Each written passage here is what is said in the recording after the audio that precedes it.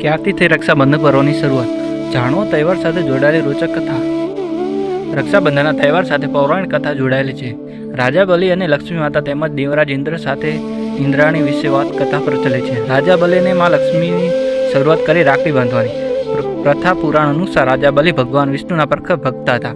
જ્યારે ભગવાન વિષ્ણુએ વામન અવતાર ધારણ કરી માત્ર 3 પગલામાં આખી પૃથ્વી અને આકાશ માપી લીધા, ત્યારે રાજા બલિએ ભગવાનને પ્રાર્થના કરી હતી કે મારું સગળું જતું રહ્યું છે, ત્યારે પ્રભુ મારી વિનંતી સ્વીકારો અને મારી સાથે પાતાળમાં ચલો.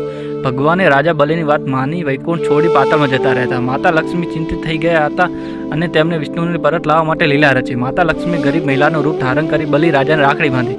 બલિએ કહ્યું, મારી પાસે તમને આપવા માટે કંઈ નથી. ત્યારે દેવી લક્ષ્મી કહ્યું કે મારે ભગવાન વિષ્ણુ જોઈએ છે. ત્યારે બલિએ માં લક્ષ્મી સાથે ભગવાન વિષ્ણુને જવા દીધા. ત્યારબાદ ભગવાન વિષ્ણુએ રાજા બલિને વરદાન આપ્યું કે તેઓ દર 4 મહિના પાતાળમાં રહેશે. આ 4 મહિના ચતુર્માસ તરીકે ઓળખાય છે.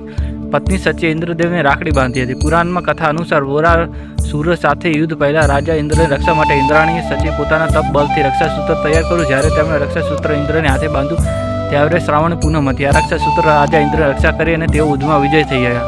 કૃષ્ણ દ્રૌપદીની કથા. એકવાર ભગવાન કૃષ્ણ હાથમાં શેરડી ખાતા ખાતા વાગી ગઈ હતી અને લોહીની ધારા વહેવા માંડી. આ બધું દ્રૌપદી ન જોઈ શકે તરત પોતાની સાડીનો છેડો ફાડી કૃષ્ણના હાથમાં બાંધ્યો, જેના કારણે લોહી વહેતું બંધ થઈ ગયું. કેટલાક સમય પછી દુશાસને દ્રૌપદી ત્યાં ચીર હરણ કર્યા, ત્યારે કૃષ્ણએ ચીર વધારીને બંધનનો ઉકાર વાળ્યો હતો. આ પ્રસંગ પણ રક્ષાબંધનનું મહત્વ દર્શાવે છે. હુમાયુ કર્મવતીની કથા. મધ્યકાળના ઇતિહાસની ઘટના છે. ચિત્તોડના હિન્દુ રાણી કર્મવતીએ દિલ્હીના મોગલ બાદશાહ હુમાયુને પોતાનો ભાઈ માની રાખડી મોકલી હતી. હુમાયુએ રાણી કર્ણાવતીની રાખડી સ્વીકારી અને ખરા સમયે રાણીના સન્માન અને રક્ષા કરવા માટે ગુજરાતના રાજા સાથે તેમને યુદ્ધ કર્યું હતું.